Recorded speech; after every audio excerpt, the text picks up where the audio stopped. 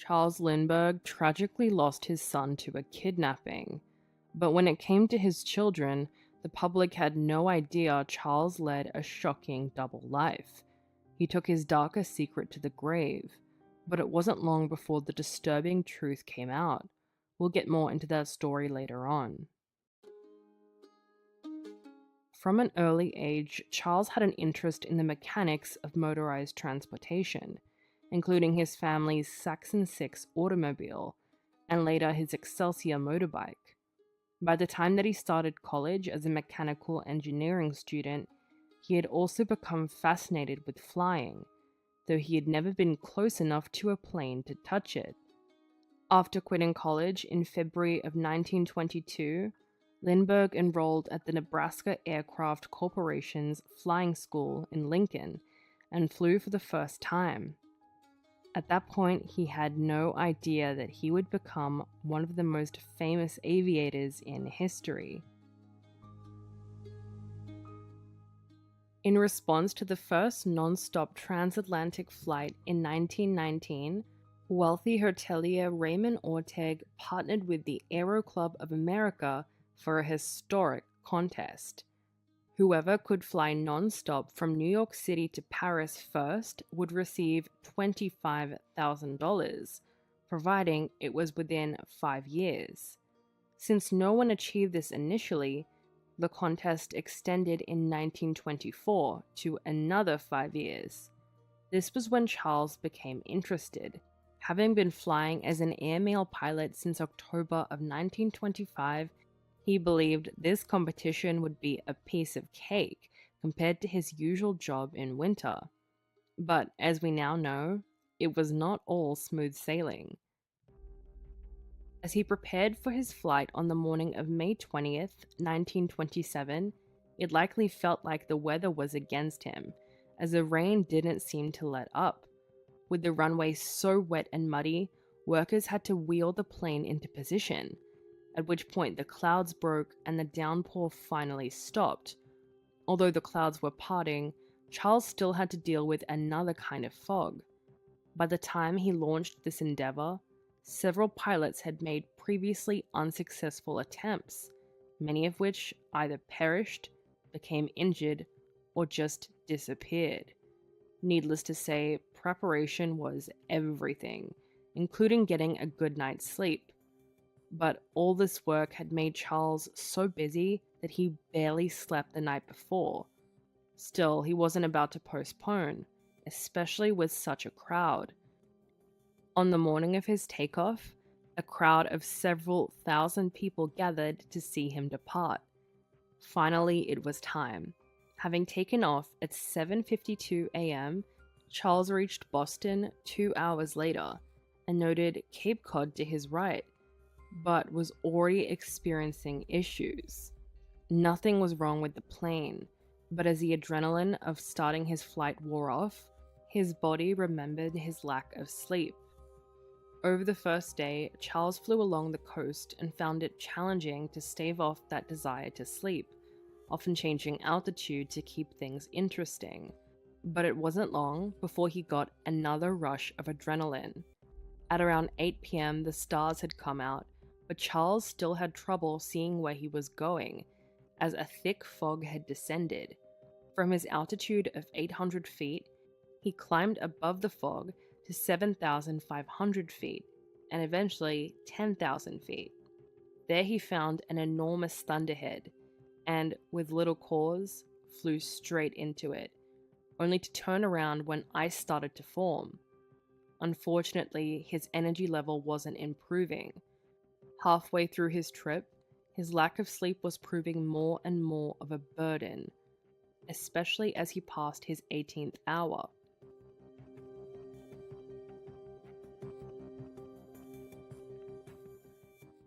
Falling asleep for seconds, possibly minutes at a time, he started to hallucinate due to his exhaustion.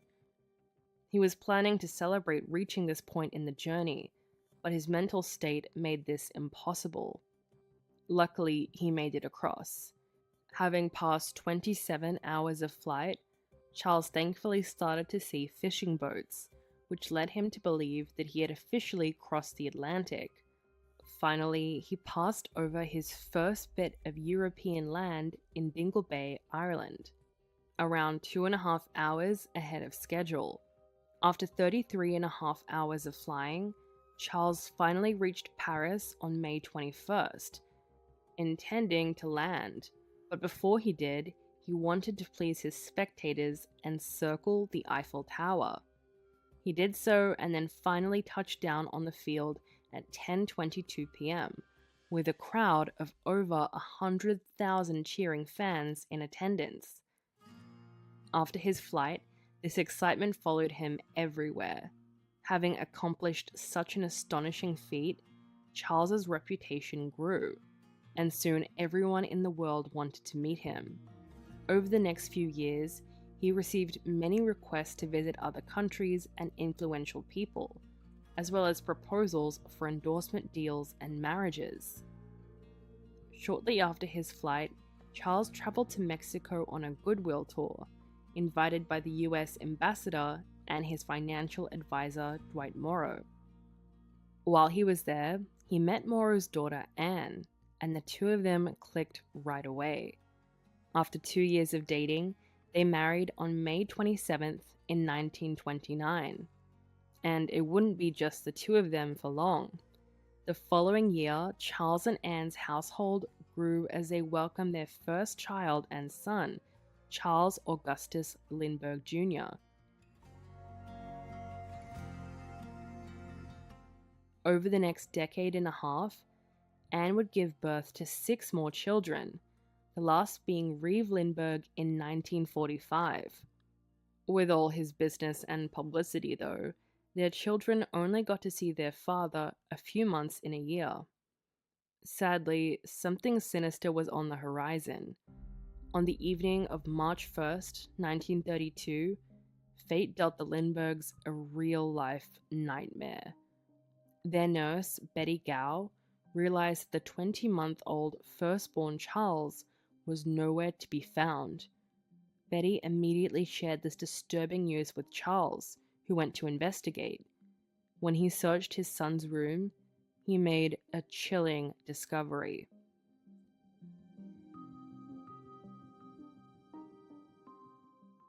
A ransom note sat waiting on the windowsill, and there was something strange about it.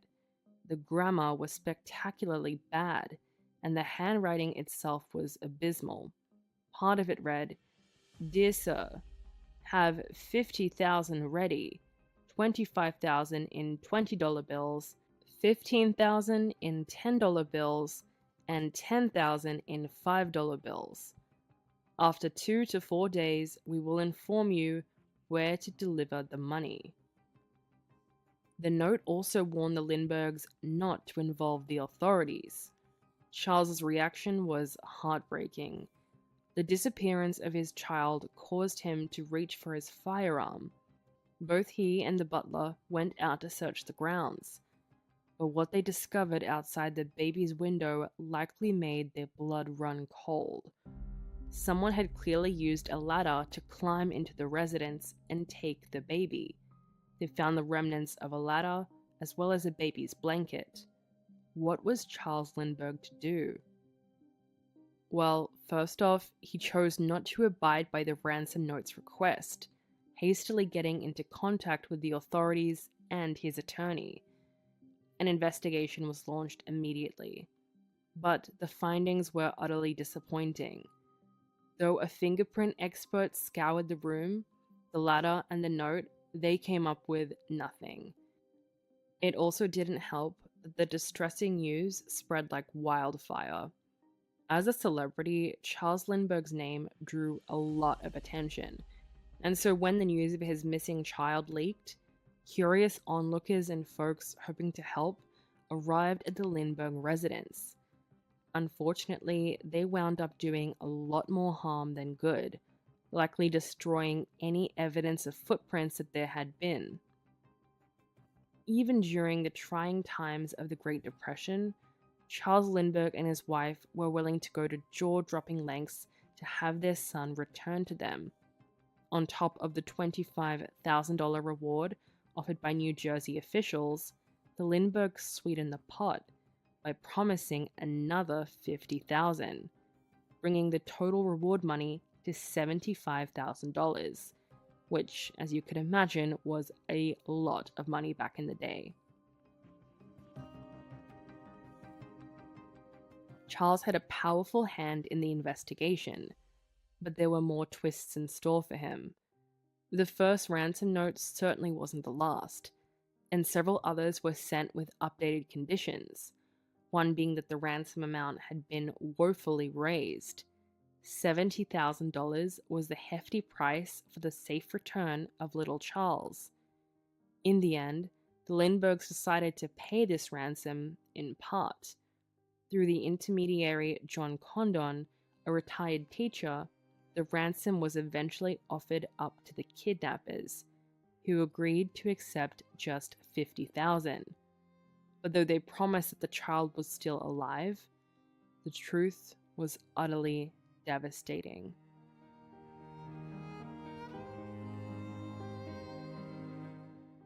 On May 12th, Charles's worst fears were made real. His son was found, but he was not alive. A delivery truck driver found the boy's remains by happenstance by the side of the road. It looked like the perpetrators had attempted to bury him, but they had done a horrible job of it. After all that, Charles chose to cremate his little boy, but even plagued by the sting of grief and defeat, there was still justice to be had. For 2 years, the kidnapping investigation dragged on, until finally something popped up. Authorities had recorded the serial numbers of the bills used in the ransom, one of which surfaced when German immigrant Richard Hauptmann paid for gasoline in 1934. After authorities found evidence in his home, including $13,670 of the ransom, he was eventually sentenced and executed on April 3, 1936. This was a small amount of justice for the horrors inflicted on the Lindbergh family. In the years following the incident, Charles's work continually took him away from home. Stemming from his prolific reputation and status as a colonel in the Army Reserves, the US approached Charles with a request in 1936. Over several visits, he traveled to Berlin to meet officials and attend social functions, with the primary objective being to assess their air force in the years leading up to World War II. As it happened, he might have been the wrong choice. Charles had made some powerful connections with the German government, later attending a dinner with several officials in 1938. While there, the German air chief even gave him the Commander Cross of the Order of the German Eagle. After examining the steadily growing German Air Force and thinking back to the brutality of World War I, Charles's view on America's part in these global affairs formed. Knowing that a large-scale conflict was coming, he adamantly opposed the US's involvement. This kind of thinking, though, didn't last long. His views on appeasement and isolation seemed to vanish following Japan's attack on Pearl Harbor. Suddenly, he wanted to join America's fight in World War II, meeting with the US government to request his re-enlistment in the Army Air Forces. But to his surprise, the door was slammed shut in his face, and nothing could have prepared him for their cold response.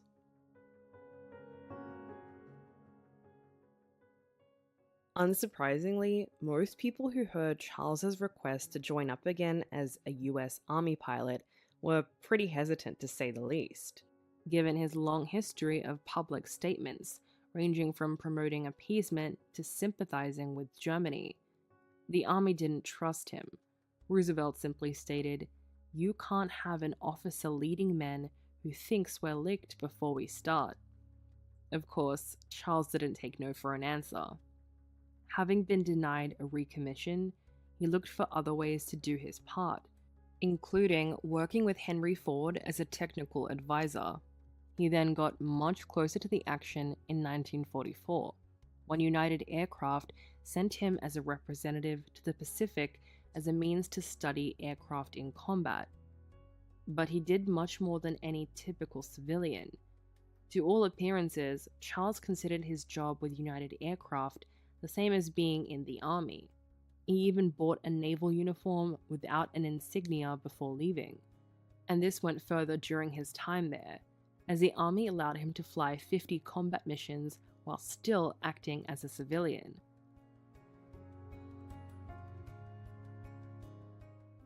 Charles's career had certainly been a roller coaster. As the years wore on and he grew older, his lasting legacy seemed already set in stone, but it would later prove to be far more malleable than he realized.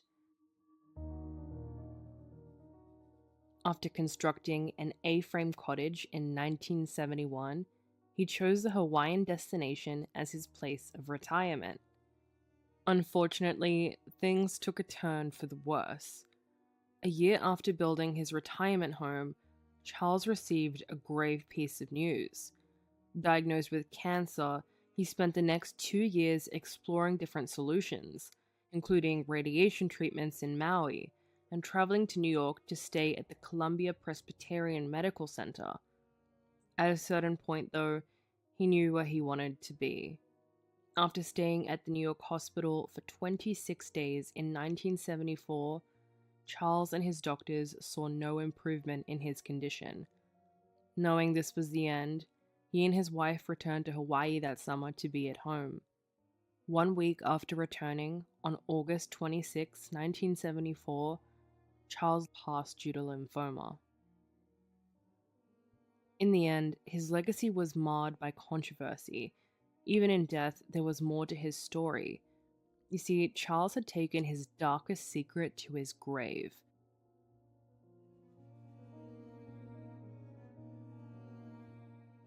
To fully understand it, we have to flash back to the start of 1957.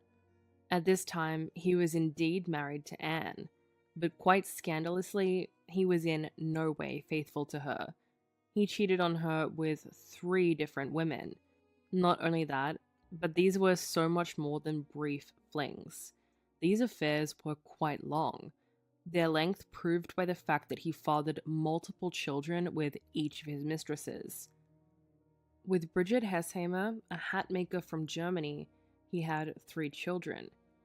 Keeping things in the family, he also pursued a romantic relationship with Bridget's sister, Mariette, who was a painter. With her, he had 2 children as well. And somehow, he didn't stop there. On top of the 2 German sisters, Charles also became involved with his European private secretary, Valeska. He had 2 children with her too, born in 1959 and 1961. All in all, Charles had fathered 7 children with his mistresses in less than a decade. But he also didn't want the world to discover this truth. If there was one secret he wanted to take to his grave, this was it. And knowing that the Grim Reaper was on his doorstep, he did something quite desperate. 10 days before he passed away, he wrote a letter to all 3 of his secret lovers, asking them to keep their lips sealed about everything, the affairs and the children. All 3 women were loyal to his wishes.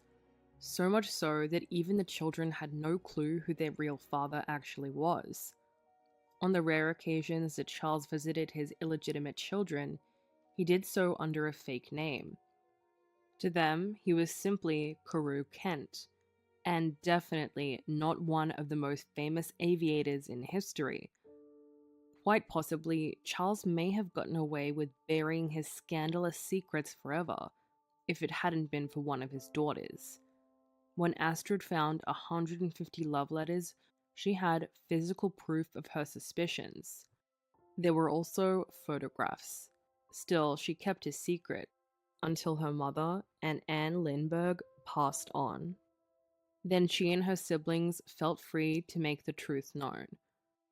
His children were, as you'd expect, devastated to find out their father had secret families.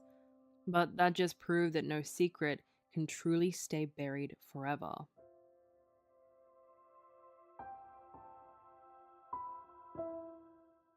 If you enjoyed this Factinate video, give it a thumbs up and subscribe for more incredible stories. Want to say in who we cover next? Join our membership program through the link in the description for exclusive perks. Your support means everything to us. Thanks for watching,